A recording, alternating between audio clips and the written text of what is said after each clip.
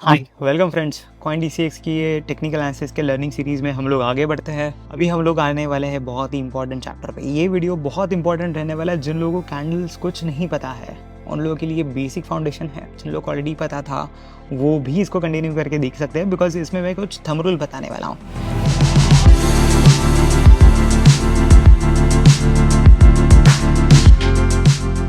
Candle sticks के ऊपर बहुत सारे मिसकंसेप्शंस भी हैं। मुझे ऐसा लगता है लोग थोड़ा ओवर एनालाइज करते हैं इसको। एक बेसिक तरीके से हम लोग सीखने वाले हैं। आज आपको एक एनालॉजी देने वाला हूँ या एक टिप देने वाला हूँ जिससे आपका कैंडल स्टिक्स के ऊपर का रीडिंग बहुत बेहतर हो जाएगा। जैसे अगर हम लोग कैंडल स्टिक्स की बात करें तो हम लोगों ने ऑलरेडी डिस्कस किया इसके पिछले वाले वीडियो में। मार्केट के पास दो काइंड ऑफ इन्फॉर्मेशन बहुत प्राइमरी है और जो सबके पास पहले है। उसके बाद तो आते हैं इंडिकेटर्स जो इसी इन्फॉर्मेशन के ऊपर बने हैं। बट कौन सी दो इन्फॉर्मेशन मार्केट आपको दे रहा है? एक तो प्राइस और दूसरा है वॉल्यूम। इतना दो इन्फॉर्मेशन मार्केट डेटा से हमें आता है। कोई भी एसेट क्लास के बारे में हम लोग बात करें, अभी जब हम लोग कैंडल स्टिक्स के बारे में बात करते हैं तो कैंडल स्टिक्स ये सारी एसेट्स क्लास पे सेम चलता है।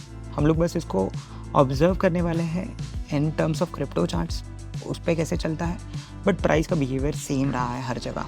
टेक्निकल एनालिसिस का बेसिक फाउंडेशन है ये। अगर हम लोग एकदम इसके स्टार्ट में जाए कि टेक्निकल एनालिसिस की ये कैंडल स्टिक थ्योरी कैसे आई, तो जापान में एक राइस ट्रेडर था। उन्होंने राइस के प्राइजेस को ट्रैक करना शुरू किया और उसको प्लॉट करना शुरू किया एक चार्ट पे, एक ग्राफ ऑफ पेपर पे। और उनको कुछ इंटरेस्टिंग चीज़ें प्लॉट करने के बाद समझ में आई। और जब आप डेटा को प्लॉट करते हो तभी आपको उसका इंपॉर्टेंस समझता है। तो उन्होंने कौन से प्राइसेस को ट्रैक किया, तो वो था opening price, high price, low price during the day और closing price during the day. Market open कहाँ पे होता है, कौन सी वो लेवल है, कहाँ तक जाता है ऊपर उस पर्टिकुलर दिन को, और कहाँ तक नीचे जाता है उस पर्टिकुलर दिन पे, और कहाँ पे जाके क्लोज होता है। तो ये जो 4 पॉइंट्स है ना, OHLC, इसको इम्पॉर्टेंटली मार्केट में ट्रैक किया जाता है और इसी के ऊपर से कैंडल बनती है। तो कैंडल स्टिक फॉर्मेशन पे अगर मैं आपको बताऊं तो पहले तो चार्ट बना था बार चार्ट, और बार चार्ट को फिर कैंडल में कन्वर्ट कर दिया गया। तो मैं आपको बताता हूँ बार चार्ट कैसे बना था, फिर उसको कैंडल में कैसे कन्वर्ट किया गया। तो अगर हम लोग देखें कोई पर्टिकुलर स्टॉक का ये हाई और एक लो पे मैंने एक लाइन प्लॉट कर दिया। मान के चलो ये मेरी स्केल है, यहाँ पे डेज है, कौन से दिन पे क्या प्राइस चल रही है, और यहाँ पे प्राइस लेवल्स है। ये प्राइस लेवल्स पे मैंने सोचा कि यहाँ पे ये आज का हाई पॉइंट था, यहाँ पे ये लो पॉइंट था। 2 पॉइंट से मैंने इनको ज्वाइन कर दिया। फिर बात है कि आज प्राइस कहाँ पे ओपन हुई थी, तो इसलिए बार चार्ट पे लेफ्ट हैंड साइड पे आपको ओपन दिखता है, क्योंकि मुझे ओपन भी प्लॉट करना है। तो ये एक दिन है, ये जो एक दिन पे मैं प्लॉट कर रहा हूँ, ये एक पर्टिकुलरली समझ लेते हैं आज का ही दिन है। आज की मेरी डेट है 25 मार्च। तो 25 मार्च को प्राइस कहाँ तक गई थी ऊपर और कहाँ तक नीचे आई है, और इसका ओपनिंग क्या हुआ। तो मेरी जो लेफ्ट हैंड साइड है, ये ऊपर हाई और लो को मैंने टच करने के बाद ये बार का जो लेफ्ट हैंड साइड है वो मेरा ओपन है हमेशा के लिए। और मान के चलो प्राइस आज ऊपर क्लोज होती तो मैं यहाँ पे ऐसा एक और एक लाइन मार देता, तो ये मेरा हो गया ओपन और ये मेरा हो गया क्लोज। तो यहाँ पे मुझे 4 डेटा पॉइंट्स तो मिल गए। ऐसे प्राइसिंग बनती गई। अगर मैं ऐसे बोलूँ कि ये मेरा ओपन हाई और वही लो था और ये मेरा क्लोज हो गया, तो ऐसा भी एक बार चार्ट बनेगा जहाँ पे ये हाई है, ये लो है, ये ओपन है, ये क्लोज है। बहुत बार ऐसा वाला भी बार चार्ट बनता है कि जहाँ पे ओपन हुआ उसी के आसपास क्लोज हुआ। हाई और लो तो आपको पता है कैसे प्लॉट हुए। या ऐसे भी ओपन हाई बनते हैं कि नीचे एक ओपन बना, प्राइस वहाँ से ऊपर गई और हाई पे जाके क्लोज हुई। तो मेरा ओपन यहाँ पे है, क्लोज यहाँ पे है। लो और हाई तो हमेशा चेंज नहीं हो रहे, बट ओपन और क्लोज मेरे डिपेंडिंग अपॉन मार्केट का आज का ट्रेंड, ये क्लोज होते रहा या ओपन होते रहा अकॉर्डिंगली।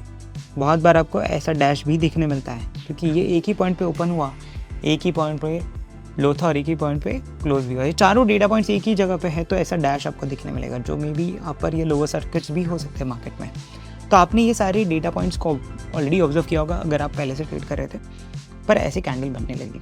तो इसको अगर कैंडल में बनाने गए तो क्या हुआ, ये लेफ्ट हैंड साइड वाला ओपन था और मैं हाई और लो को प्लॉट कर लेता हूँ। तो जो था, तो इन्होंने क्या किया, ये जब चार्ट को आप अगर ये वाला एरिया देख रहे हो, तो जब बार चार्ट को एनालाइज करने की बारी आई एट ग्लांस, तो एट ए ग्लांस नहीं समझने लगा कि प्राइस कहाँ पे रिएक्ट कर रही है, कैसे जा रही है एग्जैक्टली ऊपर या नीचे। तो इसको कैंडल में कन्वर्ट कर दिया गया। ये जो ओपन और लो था इसको बस कनेक्ट कर दिया ऐसा एक बॉडी से। अभी इसको कहा जाता है इसका बॉडी, इसको कहा जाता है विक, बहुत सारे लोग इसको शैडो भी कहते हैं। ये तो हो गया आपका हाई पॉइंट, ये तो हो गया लो पॉइंट। अभी बार चार्ट में हमारा ओपन और क्लोज हमें एक्चुअल में विजिबल था, क्योंकि लेफ्ट हैंड साइड ओपन थी, राइट हैंड साइड क्लोज थी। तो इसमें ओपन और लो कौन सा है पता नहीं चलेगा, क्या ये ओपन है या ये ओपन है, या ये क्लोज है या ये क्लोज है। इसीलिए इसको कलर कोड किया गया। जब ग्रीन कलर है, मान के चलो अगर ये ग्रीन कलर की कैंडल होती तो इसका ओपन ये होता और क्लोज ये होता, मतलब नीचे प्राइस खुली और ऊपर क्लोज हुई। आज के दिन की बात हो रही है, इसमें कभी कंपैरिजन नहीं हो रहा। ये बस हम लोग स्टैंड अलोन एक पर्टिकुलर दिन की बात कर रहे हैं। ये आप हो सकता है 1 घंटे की बात कर रहे हो, ये हो सकता है आप 2 घंटे की बात कर रहे हो। तो प्रोबेबली ये कोई प्राइस की जो मोमेंटम है इसको बस हम लोग ट्रैक कर रहे हैं। जहाँ पे ओपन हुई उसके अगर ऊपर क्लोज हुई होगी तो ग्रीन कलर है। मान के चलो अगर ये कलर यहाँ पे ऐसा होता और मैं इसको ये ऐसे फिल कर रहा हूँ तो ये रेड कलर हो गया। तो ओपन यहाँ पे है और क्लोज यहाँ पे है। हाई और लो तो ऑब्वियसली अपनी अपनी जगह पे है।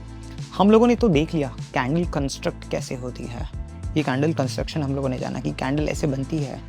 अभी हमने समझना ज़रूरी है कि कैंडल स्टिक्स में एग्जैक्टली हो क्या रहा है। तो जब हम लोग बात करते हैं हाई और लो पॉइंट की, इसके बीच में एक सेंटर पॉइंट ऐसे मान के चलो।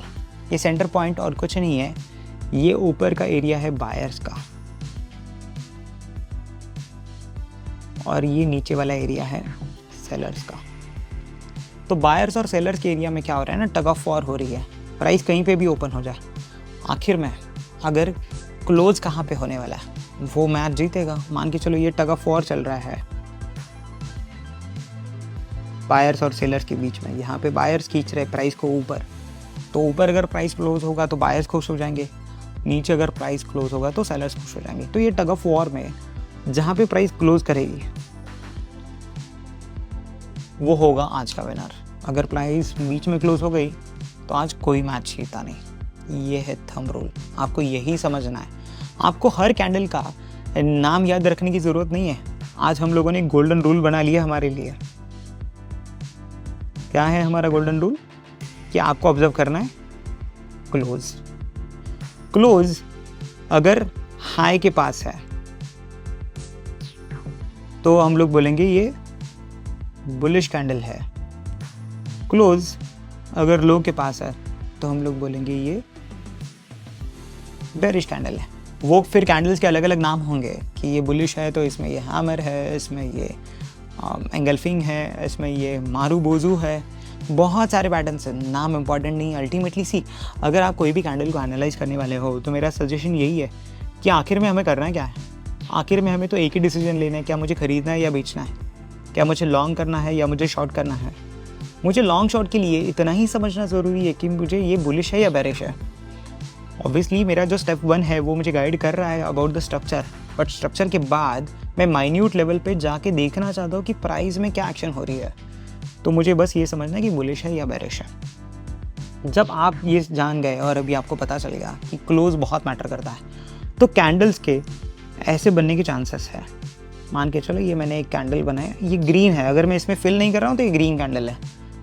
तो ये है ओपन यहाँ पे हुआ और क्लोज यहाँ पे, अभी हाई और लो ऑब्वियसली यहाँ पे। और बहुत बार ऐसा हो सकता है, अभी यहाँ पे थोड़ा वीक आया। अभी आपको ये ड्राइंग से समझ गया होगा कि यहाँ से लेके यहाँ तक ये कैंडल है बुलिश। क्यों? क्योंकि इनके जो क्लोज है ये हाई के पास है। ये जो बीच वाली 2 कैंडल्स है ये है न्यूट्रल। न्यूट्रल में क्यों बोल रहा हूँ? क्योंकि ना इनका क्लोज हाई के पास है ना इनका क्लोज लो के पास है। ये मीडियम में बंद हुई है, सेंटर के आसपास बंद हुई है, तो मैं इनको बोलूँगा न्यूट्रल कैंडल्स।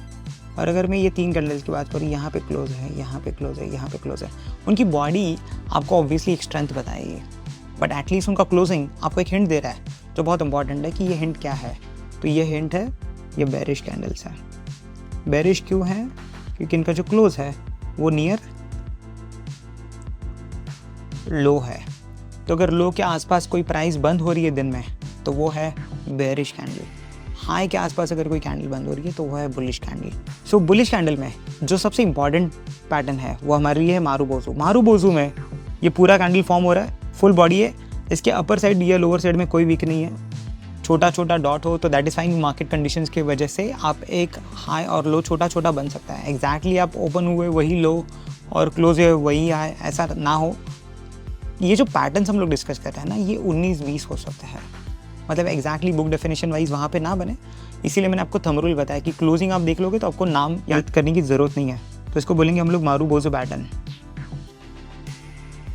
तो मारुबोजू पैटर्न में आप देख रहे थे कि फुल बॉडी है, तो ये सिमिलरली बुलिश कैंडल है। अगर मैंने इसको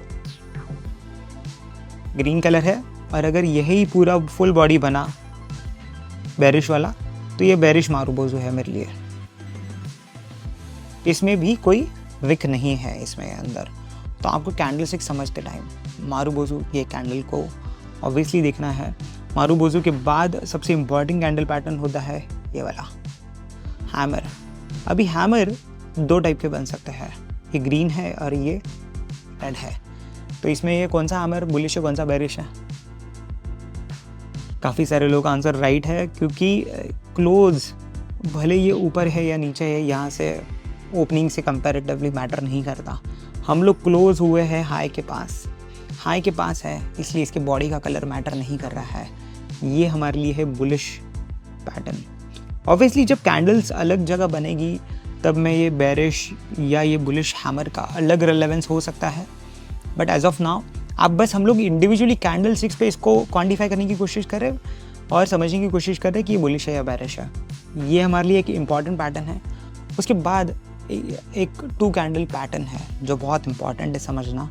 वो है कि जब डाउन मूव आता है और यहाँ पे कोई बेरिश कैंडल है, मान के चलो, उसको अगर कोई कैंडल पूरा कवर अप कर रहा है, मतलब खा जाता है, मतलब एक कैंडल बेरिश है और उसको ग्रीन कैंडल पूरा कवर अप कर रहा है उसके हाईज और लोज के बीच में, और इसके बाद मार्केट में रिवर्सल आता है, तो इसको हम लोग रिवर्सल पैटर्न में हम लोग इसको बोलेंगे रिवर्सल वाला पैटर्न। रिवर्सल में इसको बोलेंगे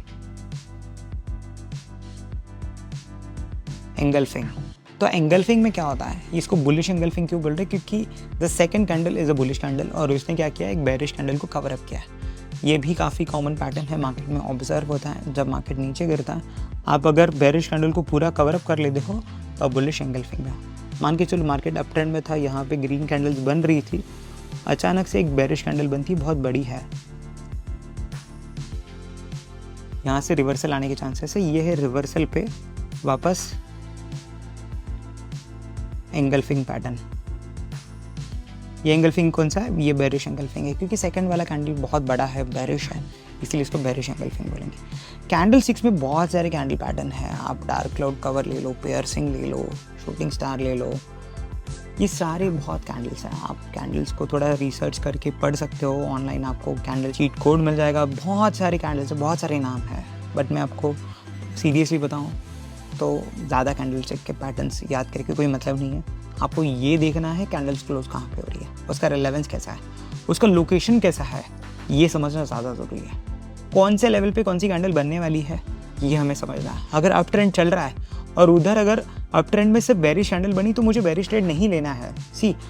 हम लोग कॉन्टेक्स्ट को बिल्ड कर रहे हैं धीरे धीरे, but this does not mean कि सिर्फ कैंडल बनने के बाद आप ट्रेड ले लो। ये धीरे धीरे कॉन्सेप्चुअल बिल्डिंग का काम है। हम लोगों ने पहले स्ट्रक्चर आइडेंटिफाई किया है, स्ट्रक्चर आइडेंटिफिकेशन के बाद हम लोग इंडिविजुअल कैंडल को आइडेंटिफाई कर रहे हैं। अब ट्रेंड में बेरिश कैंडल मिल रही है तो मैं सेल नहीं करने वाला हूँ, क्योंकि मैंने ये पहले डिस्कस किया है कि अगर मेरा स्ट्रक्चर बुलिश है तो मैं बुलिश ट्रेड्स ढूंढने वाला हूँ, मुझे मार्केट के डायरेक्शन में ट्रेड करना है। तो मैं पुल बैक का वेट करूँगा और पुल बैक पे जब एक बुलिश पैटर्न बनेगा तब मैं शायद एंटर करूँ। पर वो पुल बैक कहाँ पे ख़त्म होगा, उसके लिए कौन से वो इंपॉर्टेंट लोकेशंस है। तो सिर्फ कैंडल समझना ज़रूरी नहीं है, ये कैंडल कहाँ पे बनती है, कौन से लोकेशन पे बनेगी, ये समझना उससे ज़्यादा ज़रूरी है। इसीलिए आगे ये वीडियो सीरीज़ में बने रहिए। हम लोग अभी लोकेशंस के ऊपर बात करने वाले हैं। वो होगा सपोर्ट रेजिस्टेंस, ट्रेंड लाइंस, फिर हम लोग इंडिकेटर्स पे जाएंगे, उससे समझेंगे, वहाँ से भी हमें लोकेशंस के बारे में पता चलने वाला है। It is not only about support resistance या ट्रेंड लाइन पे हमें ट्रेड लोकेशंस मिलेंगे। ट्रेड लोकेशन मिलने के बाद वहाँ पे हम लोग कैंडल देखने वाले हैं। बस आज हम लोगों ने कैंडल स्टिक्स पे समझा कि कौन से कैंडल स्टिक्स पैटर्न्स हमारे लिए अच्छे हो सकते हैं हमें बस बुलिश और बेरिश कैंडल ढूंढने। न्यूट्रल कैंडल है, मतलब अभी तक आज का जो प्राइस का मोमेंटम था उसने हमें कुछ इन्फॉर्मेशन नहीं दिया। ऑब्वियसली एक कैंडल को आइडेंटिफाई करने के बाद आपको आज के दिन की एक्टिविटी, आज के वो टाइम फ्रेम की एक्टिविटी के बारे में पता चलता है, but this does not mean कि इमीडिएटली आप उसके डायरेक्शन में ट्रेड लोगे। आपको बस समझा है, मार्केट से एक इन्फॉर्मेशन मिली है, फिर आप ये सारी इन्फॉर्मेशंस को कलेक्ट करोगे और आपका जो भी एक सेटअप है उसमें डालोगे और फिर आपका फाइनल डिसीजन बाहर निकलेगा। तो stay tune in this series, आगे वाले वीडियोस और इंटरेस्टिंग रहने वाले हैं।